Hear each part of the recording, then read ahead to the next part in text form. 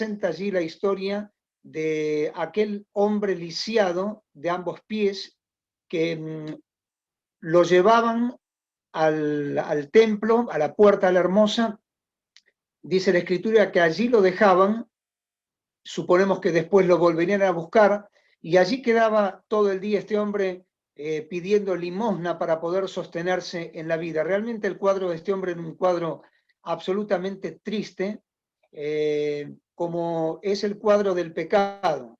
El pecado nos toma, nos imposibilita andar, nos quita la vida, nos deja postrados y nos deja ahí, arreglate.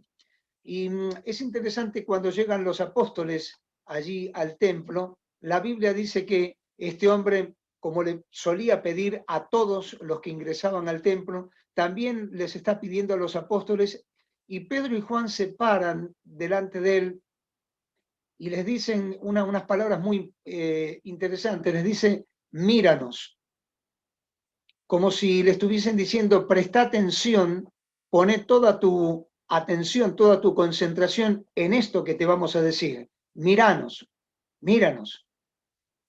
No tenemos plata, dice Pedro, no tengo plata ni oro, pero lo que tengo te lo doy. En el nombre de Jesucristo de Nazaret, levántate y anda. Y allí se inclinan ante él, le toman de la mano y levantan a este hombre que, dice la escritura, se afirmaron sus pies, sus tobillos, y comenzó a saltar de alegría. Imagínense, no sé cuántos años, la Biblia dice que era un hombre de más de 40 años, no sabemos si más de 40 años en esa posición, más de 40 años en esa condición, más de 40 años de edad, no importa, debería estar tal vez desde nacimiento o desde muy pequeño con este problema. Imagínense lo que sería para este hombre esas palabras y esa acción de los apóstoles. Se inclinan, le toman, le levantan, y este hombre comienza a estar al lado de ellos, yendo por todos lados en el templo, y todo el mundo está observando atónitos lo que había sucedido en este milagro que Dios había permitido que sucediera allí en la puerta del templo. Ahora, yo quiero, hermanos, con ustedes concentrarme en esta noche brevemente en una revisión de todo el capítulo 4 para centrarnos en la última parte. Ya que está prohibido viajar, porque no podemos, vamos a hacer un vuelo rasante por el libro de los Hechos capítulo 4 para mirar allí 4 cosas. La primera de ellas es una persecución y está en los primeros 7 versículos. Lo segundo es una predicación y está en los versículos 8 al 14. En tercer lugar hay una instigación, versículos 15 al 22. Y en cuarto lugar, versículos 23 al 37, hay una identificación. Y entonces yo quiero ver con ustedes rápidamente este concepto de la persecución. ¿Qué es esto de la persecución? Bueno, imagínense que se arma tal alboroto, no me salía la palabra, tal alboroto con lo que había pasado, con este milagro en la restauración de este hombre, que allí comienza a pasarse de boca en boca este milagro, a decir, a comentarse lo que había pasado, y entonces los saduceos, ya no solamente los fariseos ni los principales, sino los saduceos, que eran un grupo de judíos, de israelitas, que se oponían fervientemente al hecho de que Jesucristo hubiera resucitado, son los que se oponen a este milagro y a que se manifieste o que se sigue divulgando este milagro. Así que llaman a las autoridades, al sumo sacerdote, a los principales, los traen allí delante de los discípulos, a quienes también los llaman, y se genera allí un clima de tensión. ¿Por qué? Porque esta gente empieza a hostigar a los apóstoles. Ellos no podían ocultar el milagro que había sucedido. Todas las personas que habían estado allí observando eso eran testigos presenciales de este extraordinario milagro que Dios había hecho. No lo podían ocultar.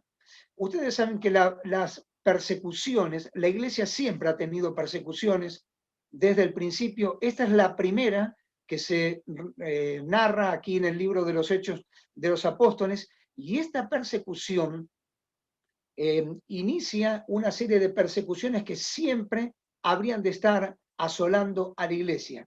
Vamos a ver después allí en el libro de Hechos varias persecuciones más. Pero esta en principio lo que hace es levantar la osadía, la valentía de los apóstoles, que pese a la persecución y al hostigamiento son encarcelados, son llevados y guardados una noche allí por haber predicado, por haber hecho este milagro.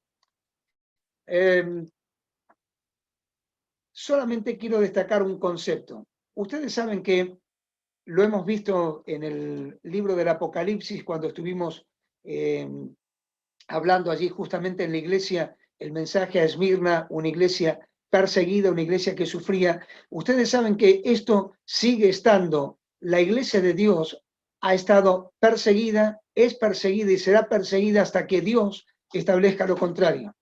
Y esa persecución se puede dar por lo menos de dos maneras, por la opresión o por la coacción.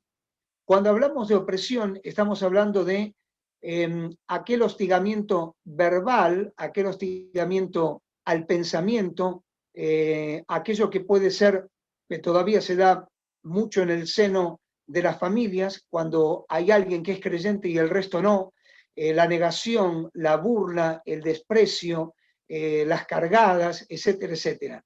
Y también por coacción, es decir, cuando de la burla, del desprecio, de las palabras hirientes, se pasa al acto físico, es decir, al daño físico, a lastimar a una persona, a perseguir y a herir a una persona, a romper, por ejemplo, parte de una iglesia, del mobiliario de una iglesia o de un grupo de personas, del lugar donde se congrega un grupo de personas. Así que las persecuciones siguen estando. Vuelvo a recordarte que hay más de 50 países en el mundo que hoy están persiguiendo a los cristianos. Entre ellos, el primero a la cabeza, Corea del Norte. Allí no se puede decir que uno es creyente. No se puede manifestar que uno tiene la fe. A pesar de que el artículo 18 de la Declaración de los Derechos de las Naciones Unidas, de los derechos humanos en las Naciones Unidas, dice que podemos ejercer libremente cada ser humano sobre la faz de la tierra el derecho a nuestro pensamiento, a nuestra fe con libertad, con absoluta transparencia. No es así. Hay países donde es imposible decir que uno es cristiano, porque si lo dice, es llevado a la muerte. No solamente uno, sino también todo su grupo familiar. Entre ellos, en primer lugar, para Corea del Norte. Así que la iglesia siempre ha estado perseguida y aquellos discípulos fueron hostigados, supongo que habrán tenido tal vez algún maltrato físico y fueron llevados a la cárcel esa noche. En segundo lugar, se presenta allí los versículos 8 al 14, una predicación. ¿Por qué? Porque allí llaman a los apóstoles, una vez más, cuando pasa la noche y llega el día, son llamados delante de las autoridades otra vez, y allí les dicen, les piden explicaciones del por qué había pasado lo que había sucedido, tanto alboroto. Y entonces ellos les dicen que lo que han hecho es una buena obra, han restaurado la salud, le han dado sanidad en el nombre de Jesucristo de Nazaret a alguien que estaba imposibilitado de esa salud. Fue en el nombre de Jesús, ese Jesús que las autoridades, los principales, los fariseos, los saduceos, el sumo sacerdote y todo aquel contexto político, religioso y social de los judíos habían crucificado. Y entonces allí Pedro se levanta y con la autoridad, dice Pedro lleno del Espíritu Santo, se levantó y dio un mensaje extraordinario. Y en este mensaje allí destaca, entre otras cosas, uno de los grandes textos de la Biblia, Hechos 4:12. En ningún otro hay salvación, porque no hay otro nombre debajo del cielo dado a los hombres en el cual podamos ser salvos. Esto tira por tierra absolutamente cualquier instancia o cualquier deseo del hombre de hacer algo para ser salvo. No existe, no hay nada. Yo no sé si tal vez aquí en nuestro medio, ahora escuchándonos, hay alguien que aún no tiene a Cristo en su corazón, que Jesucristo no es su Salvador. Quiero decirte que no hay buen carácter, no hay buenas obras, no hay buenas acciones, no hay absolutamente nada que podamos hacer para ser salvos. La Biblia dice que el único camino para encontrar salvación es creer en Jesucristo como nuestro Salvador personal. No hay otro nombre bajo el cielo dado a los hombres, a los seres humanos, en el cual podamos ser salvos, que no sea este, Jesucristo, el Señor, Jesucristo, el Hijo de Dios. Allí está entonces la predicación que el apóstol presenta para aquellos judíos que estaban allí escuchando, y dice que hay una manifestación tremenda de personas que conocen al Señor.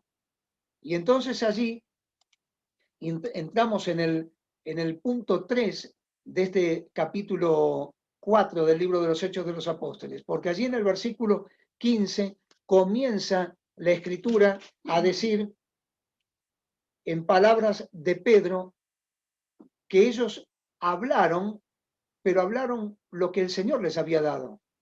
El mensaje de Pedro fue el mensaje que había recibido de parte de Dios, el mensaje que luego continúa hasta el versículo 22, donde allí declara el hecho de sanidad que había tenido este hombre. Pedro está hablando con total autoridad y está presentando que en el nombre de Jesús de Nazaret fue hecho este milagro. Y allí las autoridades los llaman aparte y tratan de reconvenirles, de amonestarles, ya que no podían tapar el milagro que se había hecho, y de decirles, miren, está bien, vamos a dejar esto acá. Lo que queremos es que ustedes no enseñen más en el nombre de Jesús de Nazaret. No digan nada, no hablen más, no digan más absolutamente nada. Y entonces los apóstoles, frente a las autoridades, me imagino la escena, la cara de sorpresa que habrán puesto Pedro, Juan, mirándoles, les dicen, no podemos obedecer a Dios, perdón, no podemos obedecer a los hombres antes que a Dios. Y es como si les dijeran, juzguen ustedes si esto es lógico. ¿Tiene sentido lo que nos están pidiendo? ¿Tiene lógica lo que nos están pidiendo? Que les obedezcamos a ustedes antes que a Dios. No lo vamos a hacer. Vamos a seguir predicando. Y esto, querido, es un poco lo que alguien ha dicho, el valor que tienen los mártires en la obra de Dios. Claro, nosotros no estamos acostumbrados a jugarnos el pellejo cuando hay una demanda de nuestra fe.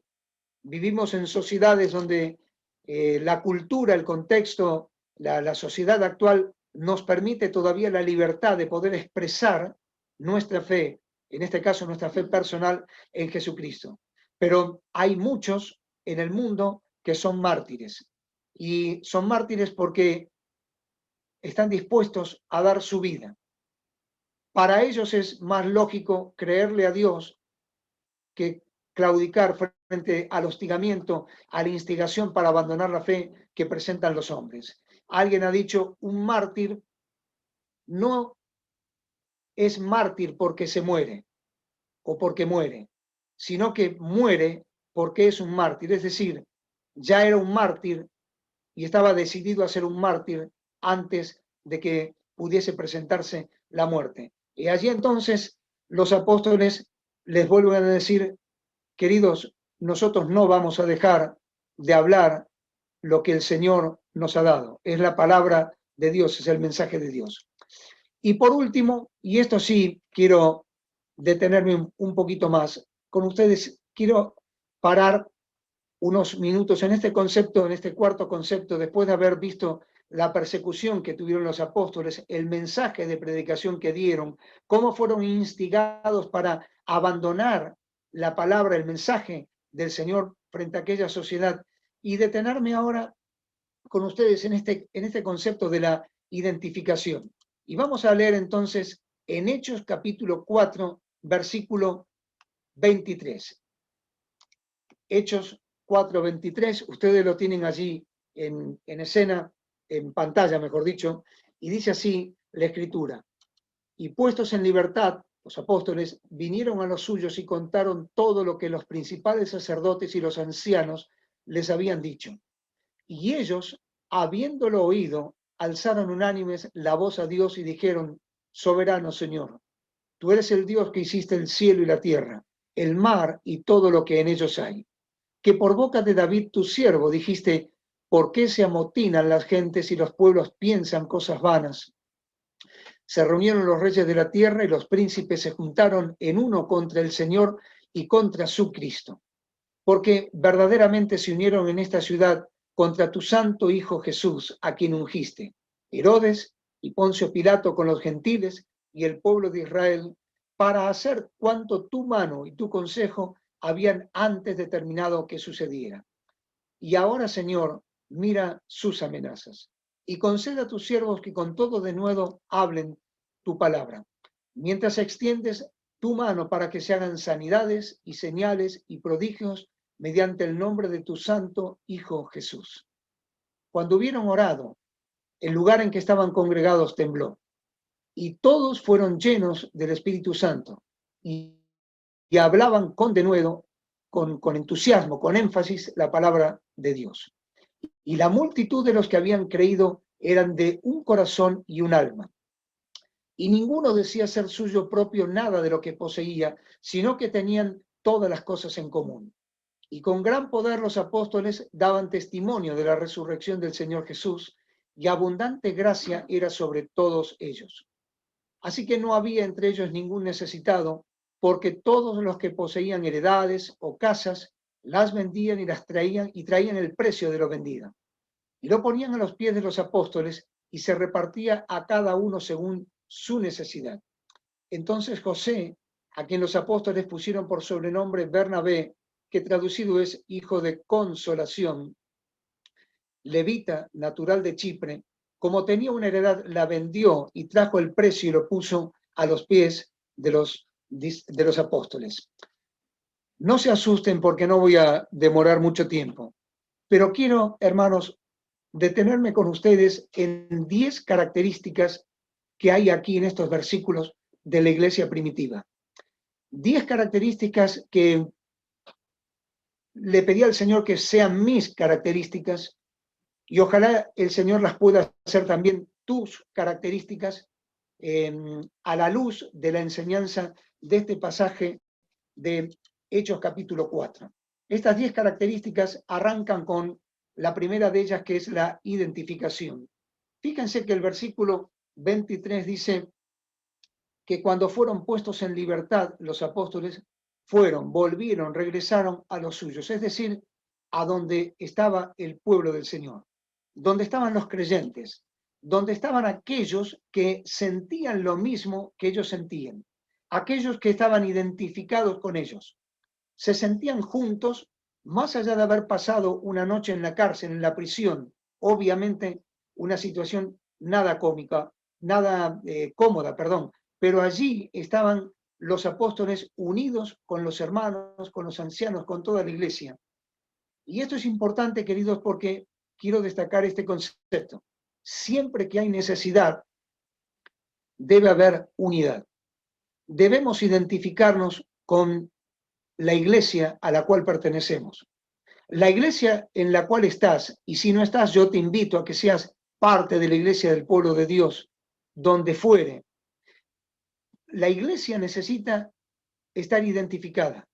La iglesia del Señor no es perfecta, pero es la unidad que el Señor ha hecho con cada creyente para que estemos unidos y seamos partícipes de experimentar y de sentir lo mismo. Había identificación porque apenas fueron puestos en libertad, fueron a los suyos. Fíjense que este concepto suyo implica algo más que una simple relación. Implica una identidad absoluta, una identidad de fe absoluta. Se identificaron con el pueblo de Dios. Identifícate con el pueblo de Dios. No busques la perfección del pueblo de Dios. No lo hay. Déjame decirte que vos tampoco sos perfecto. Perfecto. Usted no es perfecta. Yo no soy perfecto. Sin embargo, en nuestra imperfección, Dios nos coloca y nos coloca unidos al pueblo de Dios.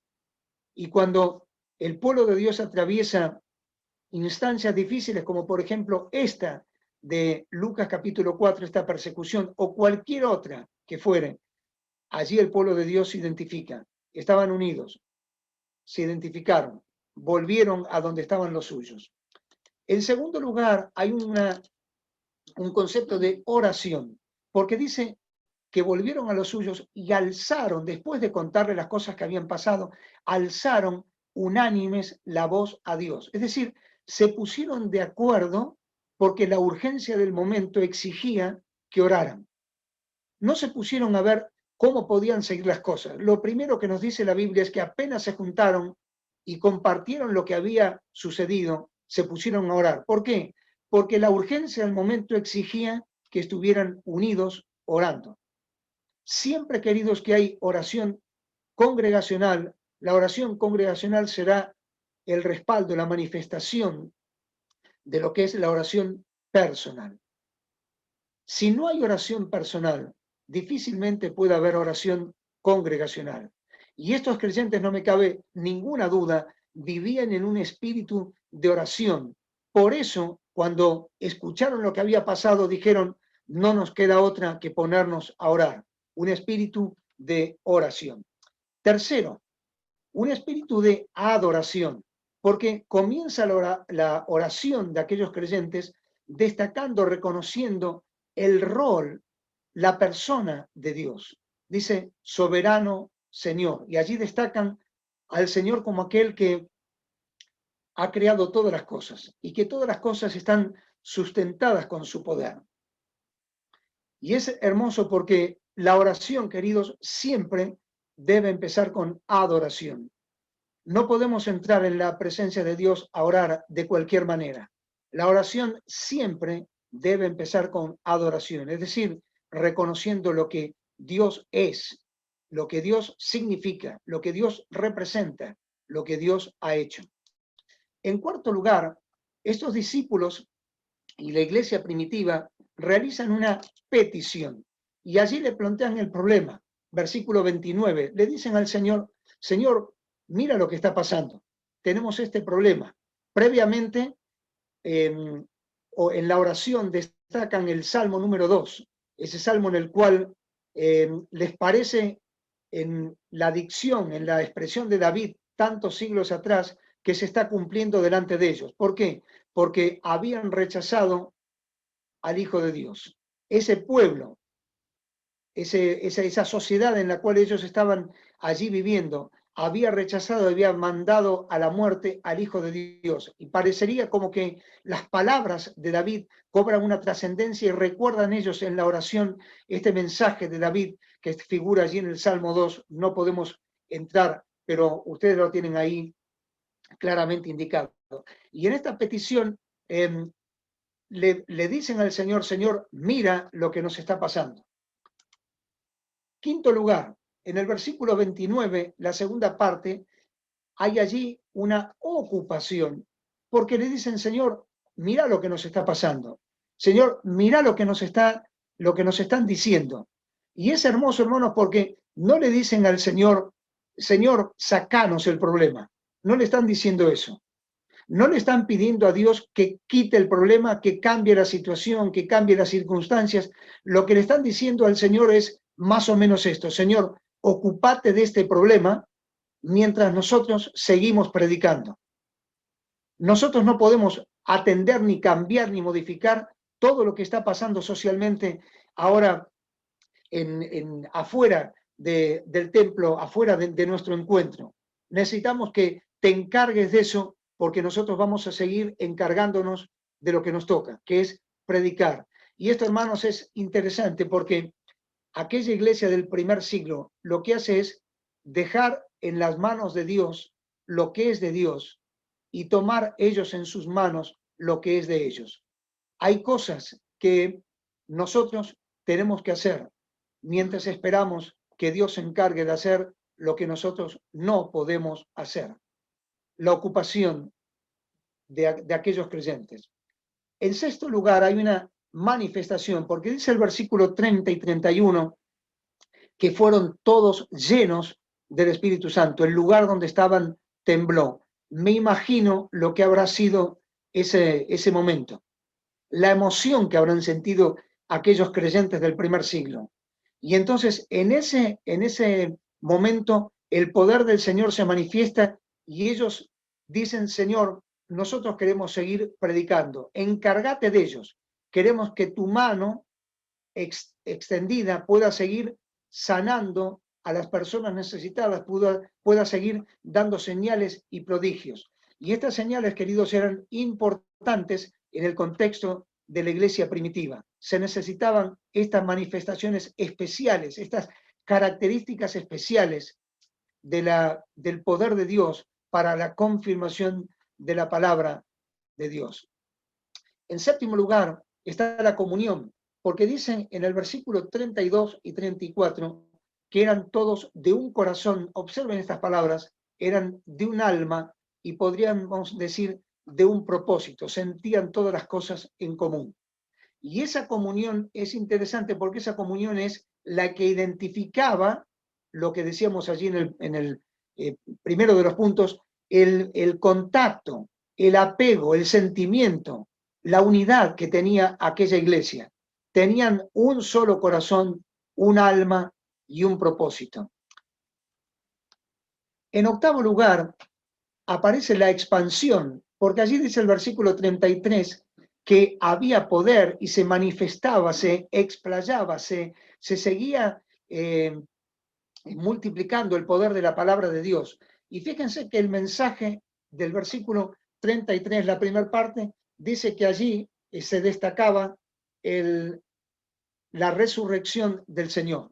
¿Por qué? Porque era lo que en aquel instante preciso de la persecución era necesario destacar: el poder de la resurrección de Jesucristo, el Hijo de Dios. Había poder, y el mensaje que los discípulos estaban dando es que ese poder, así como había levantado con poder de los muertos al Señor Jesús por la resurrección, también tenía el poder de levantar de entre los muertos espirituales a todo aquel que creyera en ese mensaje. Noveno lugar, la bendición, porque dice el versículo 33, la segunda parte, que la gracia se derramaba, estaba sobre todos ellos. Me encanta ese concepto. Sobre todos ellos. ¿Sobre qué todos ellos? Sobre los que estaban identificados, sobre los que oraban, sobre los que adoraban, sobre los que estaban ocupados en lo que sucedía con la iglesia, sobre los cuales se manifestaba el poder del Señor, sobre los que tenían comunión. Allí se manifestaba la gracia. La gracia era sobre todos. Nadie queda, queridos, fuera de la bendición de Dios cuando se es parte del pueblo de Dios. Vuelvo a decirlo porque este es un concepto importante que nos enseña Hechos 4. Nadie queda fuera de la bendición de Dios cuando se es parte del pueblo de Dios. A veces hay creyentes que se preguntan por qué me pasa lo que me pasa, o por qué no tengo capacidad de entender lo que me está pasando, o por qué no me doy cuenta cuál es la enseñanza que Dios me quiere decir con lo que me está pasando. Querido, quiero animarte a que mires, a que revises cuál es tu parte dentro del pueblo de Dios. Porque no hay bendición de Dios que no caiga sobre aquellos que son parte del pueblo de Dios. Por último lugar, en décimo lugar, la donación. Versículos 34 al 37 dice que allí lo que tenían lo daban según la necesidad de cada uno. Y esto es significativo, hermanos. Esto no es comunismo. Más de uno ha dicho a lo largo de los años que esto es una muestra de lo que representa el comunismo. Esto no es comunismo. Esto no es socialismo. Esto no es populismo. Y esto no es humanismo. Esto es el poder de Dios obrando en el corazón de aquellos que por voluntad propia, no por imposición, no por coacción, no por sacarle a uno las propiedades, no por nada de eso, sino por convicción profunda del individuo, lo vende y lo entrega para la ayuda de aquellos que necesitaban. Tal vez hoy no tengamos que vender nuestra propiedad o nuestra heredad, pero sí podemos ser de ayuda a otros en la convicción absoluta de que podemos sentir junto a ellos la necesidad. Así que, hermanos, yo termino con este concepto. Todos los creyentes de allí, del primer siglo, todos predicaban, todos oraban, todos servían, todos ayudaban, todos sufrían. Y esto es las marcas de una iglesia que atraviesa los momentos de persecución, pero sale fortalecida, porque no hay nada que fortalezca más la fe del pueblo de Dios que cuando comienzan las persecuciones. Es triste decirlo porque hay veces que no nos damos cuenta, pero Dios permite persecuciones para que nosotros podamos ser conscientes de lo que significa ser su pueblo y ser parte del pueblo de Dios. Hace muchos años, ustedes recordarán que hubo una frase escrita por el poeta, el escritor Alejandro Dumas, cuando retrataba aquella figura de la novela de los tres mosqueteros, y él decía, todos para uno y uno para todos. Y dicen los historiadores que la nación de Suiza ha hecho suyo este principio como, digamos, como un lema nacional, unus pro omnibus, omnes pro uno. Y lo que estaban queriendo decir es todos para uno y uno para todos. Y yo quiero cerrar en esta noche con esta figura de los tres mosqueteros, de este lema de Suiza, hablando lo que alguien hace poquito, un par de semanas atrás, me decía, y creo que puede ser de mucha ayuda para cerrar. No es uno para todos y todos para uno, es todos para uno y todos para todos. Todos para uno y todos para todos. Ese es el mensaje de la iglesia del primer siglo, quien atravesando la persecución, el hostigamiento, la cárcel, la difamación y la instigación a que no se predicara, lo que hicieron fue volcarse al Señor, orar, estar unidos, servir a Dios y cobrar mayor ímpetu en el medio de aquella situación difícil para proclamar. Dice la Biblia que hubo más de 5.000 convertidos por el mensaje de Pedro. Fíjense si fue elocuente el milagro de Hechos 3 y la predicación de Pedro y Juan en Hechos 4.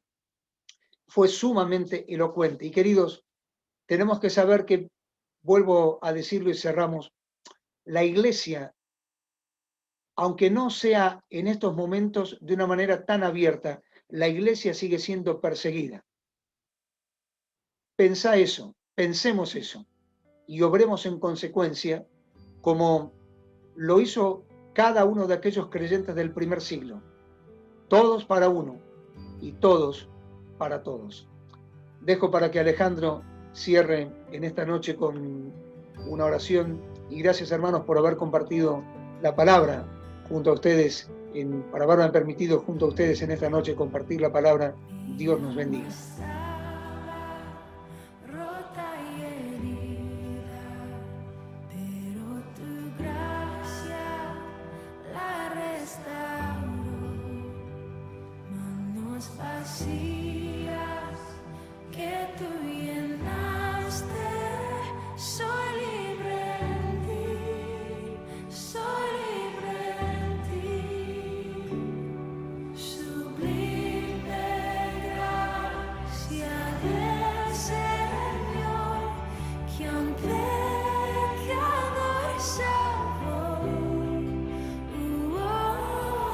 Ciego, mas